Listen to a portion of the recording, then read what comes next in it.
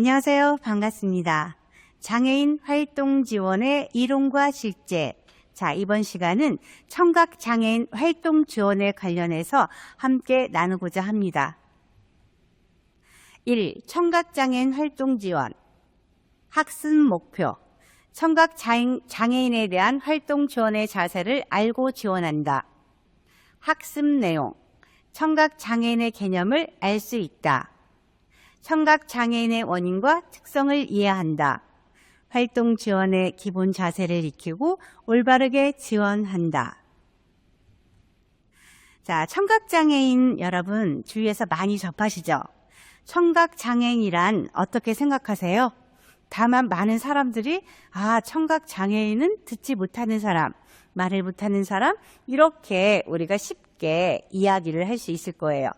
자, 청각장애인이란 귀에서 뇌에 이르기까지 청각 전달에 관여하는 기관 중 어느 부분에 이상이 생겨 소리를 듣지 못하거나 들은 소리의 뜻을 정확하게 이해하지 못하는 경우를 청각장애인이다 이렇게 표현을 하거든요. 그런데 요즘은 의술이 많이 발달되어 있잖아요. 그러다 보니까 인공와우라고 들어보신 적 있을 거예요. 이 기관의 후천적 청각장애로 인해서 문제가 있을 시에 아니면 청각장애인이 천천적부터 만들어졌는데 그런데 중간에 이 인공와우를 내가 귀 뒤에 삽입하고 내가 인공와우를 귀에다 이렇게 걸으니까 소리가 들린다 이렇게 해서 소리를 이렇게 듣고 또 언어 이해하고 이런 것들을 새롭게 요즘 우리가 화면을 통해서 볼 수가 있을 거예요. 청각장애인에 관해서 우리가 많은 지식을 갖고 있지만 청각장애는 청력장애와 평형기능장애로 나눌 수가 있어요. 청력장애는 말 그대로 소리를 잘 듣지 못하는 청력 손실의 장애라고 볼 수 있고요. 또 평형기능장애는 전정기관 이상으로 인해서 신체의 평형기능에 장애가 있어 생활에 불편이 따르는 경우 이렇게 이야기하고 있어요. 그런데 많은 분들이 청력장애는 많이 기억들을 해요. 이해를 하고. 그렇지만 평형기능장애가 뭘까? 이런 것들에 의아해 하잖아요. 그런데 전정감각기관이라는 게 우리 귀 이 안에 되어 있어요. 그런데 이 전정감각기관이 평형을 이루지 못하면은 멀미를 심하게 한다거나 아니면 이렇게 평균대를 올라가서 걸을 때 평형을 잘 못 잡는 그런 것들을 평형기능장애라 그래요. 그래서 이게 심한 사람들은 버스도 탈 수 없고 또 흔들리는 배를 타기 어렵고 그래서 많은 분들이 멀미한다 그러면 너는 전정감각기관에 좌우 대칭이 이루지 못해서 그래 이런 표현들을 많이 하게 되는 거예요. 자, 청각장애의 원인은 우리 어떻게 되는지 한번 살펴볼게요.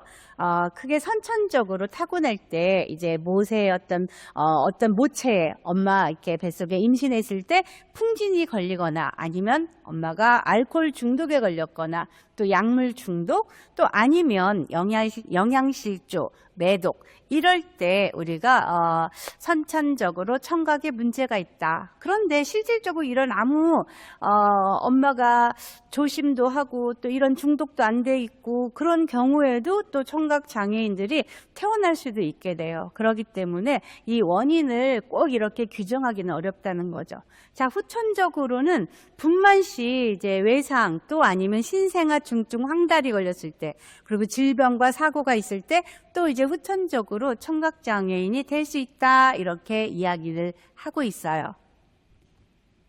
자, 또 하나의 원인은 어떤 충세포들이 밀집해 있는 뇌의 어떤 달팽이관 이런 곳에 이제 청신경에 손상을 입었거나 또 뇌의 손상 그래서 자연스러운 노령화 또 이제 과도한 어떤 잡다한 소리들 그런데 노출되고 또 이독성 약물 물질 그리고 또 유전 이런 걸로 뇌의 손상이 있을 수 있다. 우리 귀는 있잖아요. 청각은 이게 내의가 있으면 바깥에 외의가 있고 안에 내의가 있고 그 안에 달팽이관이 있어요. 그런데 우리가 샤워를 하고 또 목욕을 하고 귀에 물이 들어왔다고 느끼잖아요. 수영할 때도 그렇고. 그럴 때 이제 솜방망이로 막 이렇게 쑤시는데 이게 사실은 위험한 건데 그런 위험한 것들을 사람들이 생각을 잘 못하는 것 같아요. 또 이제 귀 후비는 기지개, 이것도 이제 귀 속을 막 정리하려고 막 안에까지 이렇게 후벼서 염증이 생기고 또 그런 것들을 치료 안 하면 이게 청각에 문제가 생기는데 그런 부분들을 많은 사람들이 좀 놓치고 가는 것 같아요. 자, 또 하나의 청각장애 원인은 뇌의 손상을 구체적인 원인으로 보는데요. 이거는 이제 유전성 어떤 청각장애 증후군으로도 보고요. 또 사이토메칼로 바이러스 감염이라 그래서 그런 어떤 염증 바이러스가 심하게 이 뇌의 손상을 입으면 또 청각장애가 올 수 있고, 이경화증, 내막염, 풍진 이런 걸로 인해서 청각장애가 올 수 있다라고 하는데 대부분 대체로 90%는 후천적이고요. 유전율은 10%밖에 되지 않기 때문에 거의 후천적으로 귀를 잘 관리 못하면 청각장애가 올 수 있다라고 생각을 하시면 되겠습니다. 자, 그럼 청각장애 분류를 한번 해볼게요. 청력 손실 정도에 따라서 그러면 실질적으로 농은 거의 많이 들리지 않아요. 그래서 70dB 이상인 자를 말하고 또 난청 같은 경우는 큰 소리를 해야만 이게 들을 수가 있어요. 그래서 보청기를 착용했을 때 이제 잔존 청력으로 청각을 통한 정보 교환 가능한 사람, 그래서 일반적으로 26에서 89dB인 자 이렇게 얘기하고 있어요.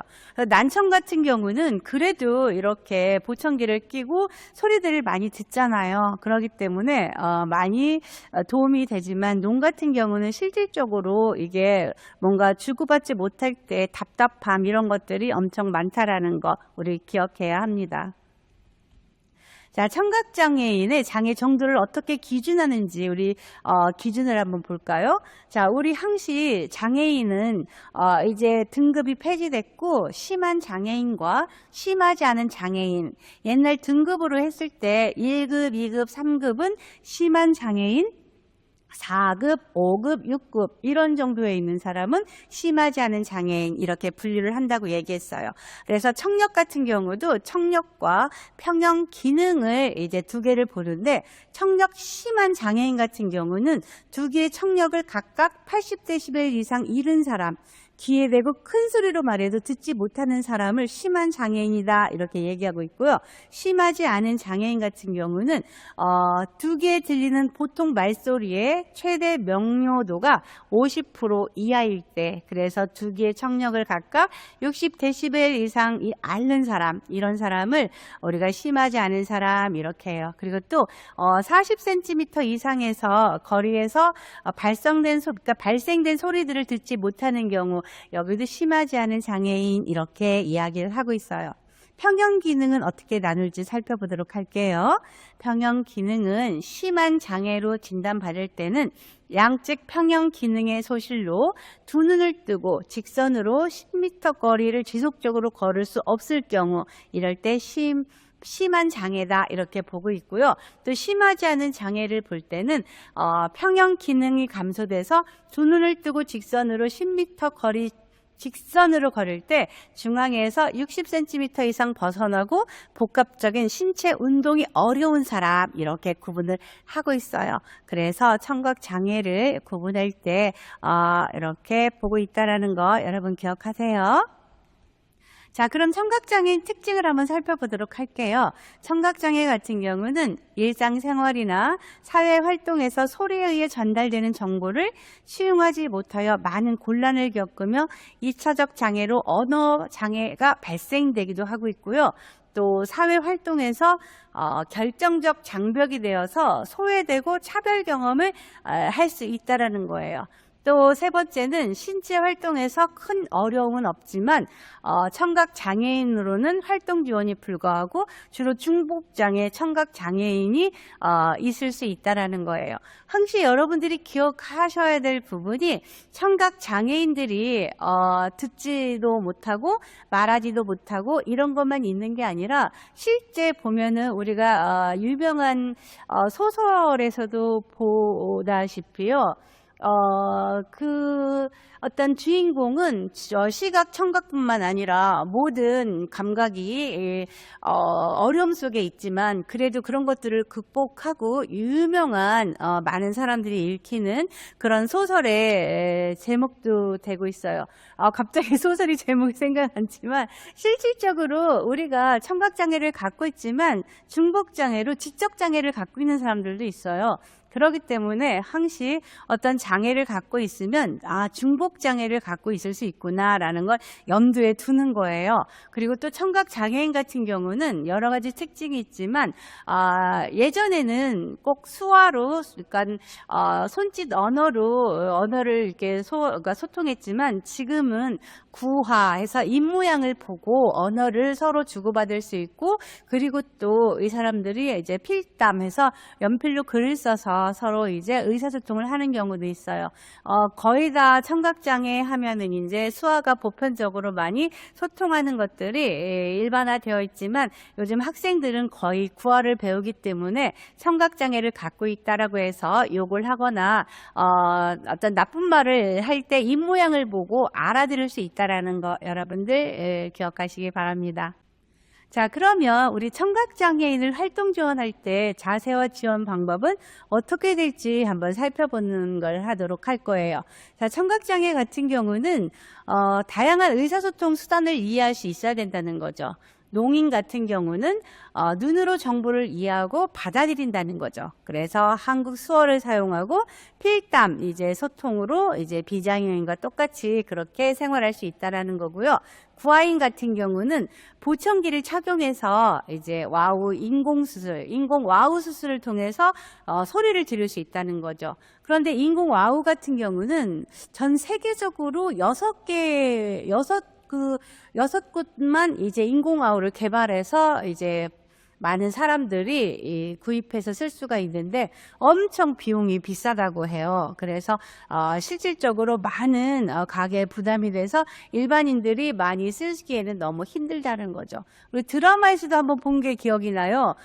시력을 잃었는데 중간에 그 시력을 다시 찾게 되는 수술을 하는데 8억이라는 돈이 들었다라는 그런 어떤 내용을 접할 수 있었어요. 그런데 이 인공와우 같은 경우도 엄청나게 비싸기 때문에 그렇게 섣불리 할 수 없다라는 그런 단점이 있다라는 거죠.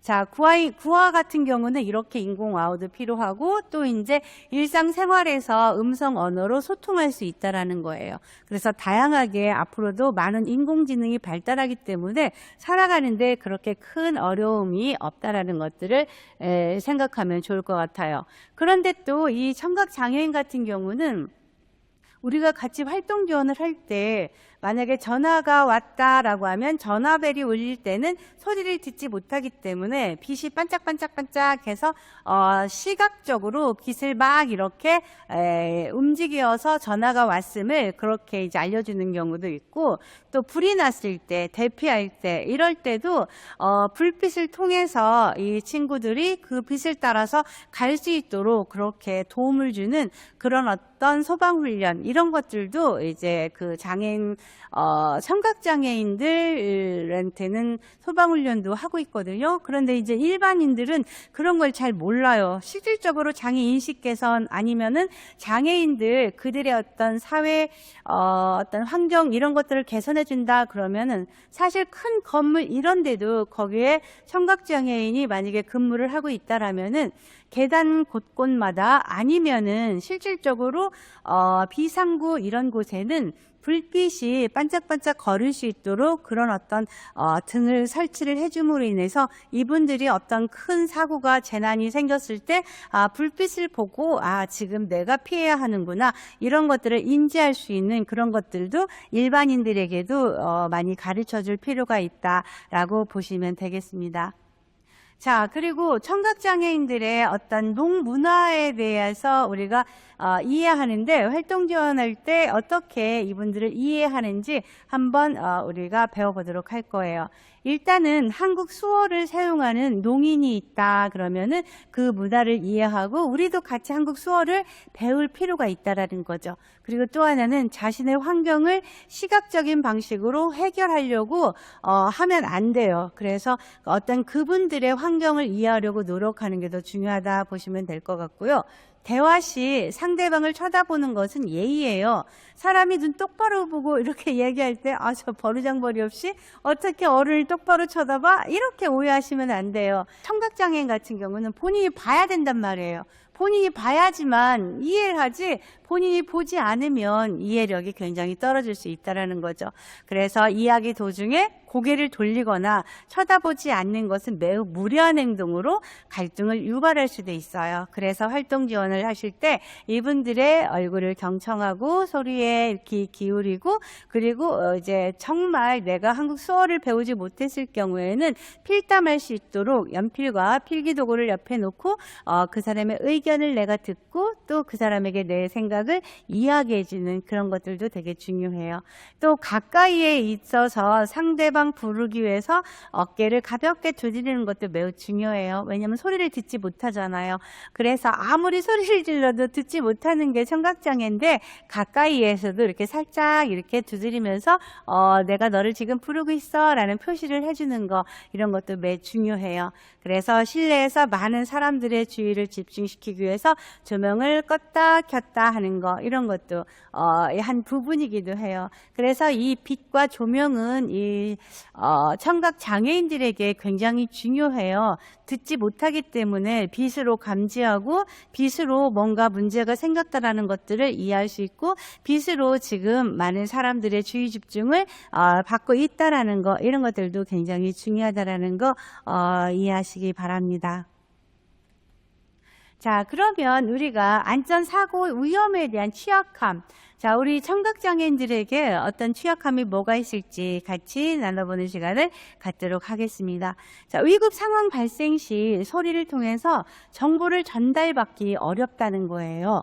그래서 이분들이 전달받기 어렵기 때문에 누군가는 뛰어가서 그 사람에게 뭔가 이렇게 어깨를 두드려주고, 지금 문제가 생겼으니까 빨리 피해야 된다, 아니면 지금 이러이런 일이 생겨서 어디를 가야 된다, 누가 부르니까 빨리 가야 된다, 이런 정보 전달이 어려울 때는 누군가 뛰어가서 옆에서 필담으로 보여주든지 아니면 수화로 빨리 알려주는 것들이 굉장히 중요한 거죠.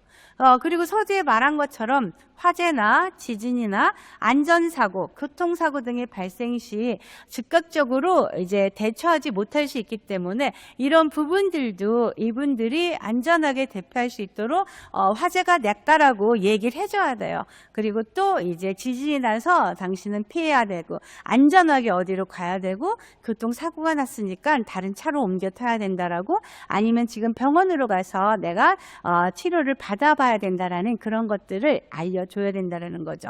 그냥 가만히 이 사람이 혼자 스스로 알겠지 하고 그냥 방관하면 안 된다라는 거예요. 그리고 또 이제 청각장애인의 의사소통 어떤 수단에 맞게 수어가 음성이나 문자 등으로 상황을 공유해야 돼요. 그래서 대피할 수 있도록 도와줘야 된다는 거죠. 아까 서두에 말한 것처럼 실질적으로 청각장애인하고 같이 근무를 하거나 청각장애인하고 살거나 우리 아파트에 청각장애인이 아니면 우리 아파트에 지금 살고 계시거나 그러면 그 아파트에 사시는 모든 분들이 만약에 소방훈련을 하거나 아니면 지진으로 인해서 화재로 인해서 대피 훈련을 할 때는 이분들을 위해서는 진짜 등을 설치해 줘야 돼요. 그래서 저 등을 보면은 반짝반짝 하면은 안전하게 피해야 된다, 대피해야 된다, 이런 것들을 미리 설명해 주는 것들은 매우 중요하다 생각하시면 되겠습니다. 자, 그러면 우리 활동 지원 자세와 지원 방법에서 유의사항을 한번 살펴보도록 할 거예요. 자, 몸짓과, 그러니까 표정과 몸짓 활용하기 했어요. 자, 눈과 입등으로 짓는 얼굴 표정, 몸에 짓는 몸짓 매우 중요해요. 몸짓 언어라고 하잖아요. 내가 어떻게 찡그리고 어떻게 웃고 하는 거에 따라서 상대는 내 얼굴 모습을 보고 나를 느낄 수 있다는 거죠.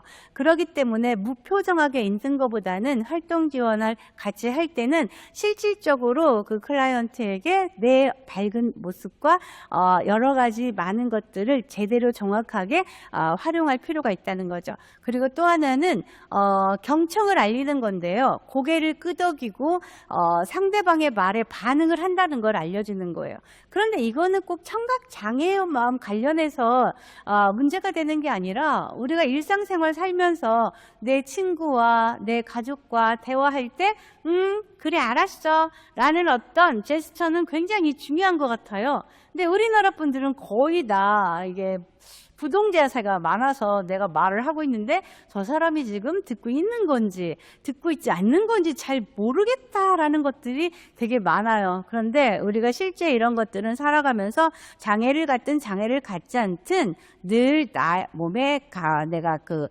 갖고 있어야 되지 않나 이런 생각이 들어요. 또 하나는 잘 알아듣지 못했을 때는 추측하지 말아야 된다는 거예요. 그래서 다시 물어봐야 돼요. 잘 이해가 안 됐으니까 다시 한번 얘기해 줄래요? 다시 한번 얘기해 주면 좋을 것 같아요. 그래서 정확하게 얘기해 주면 그분이 다시 그 자기 생각을 얘기해 줄 거예요. 그래서 이런 부분들은 서로가 활동 지원할 때 같이 주고받는 그런 표현으로 하시면 좋을 것 같아요. 자, 유의사항에서 필담 활용하기인데요. 필담 활용하기에서 여러분 짧은 문장이나 단어들은 메모지에 쓰거나 휴대폰 문자를 활용해서 의사소통을 할 수가 있어요.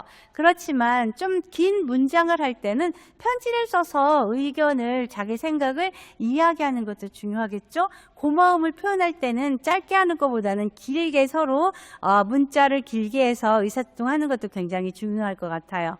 그리고 또 주소나 시간, 어떤 약품명 이런 중요한 정보를 제공할 때 이럴 때도 요긴하게 이제 우리가 필담을 할 수가 있고요.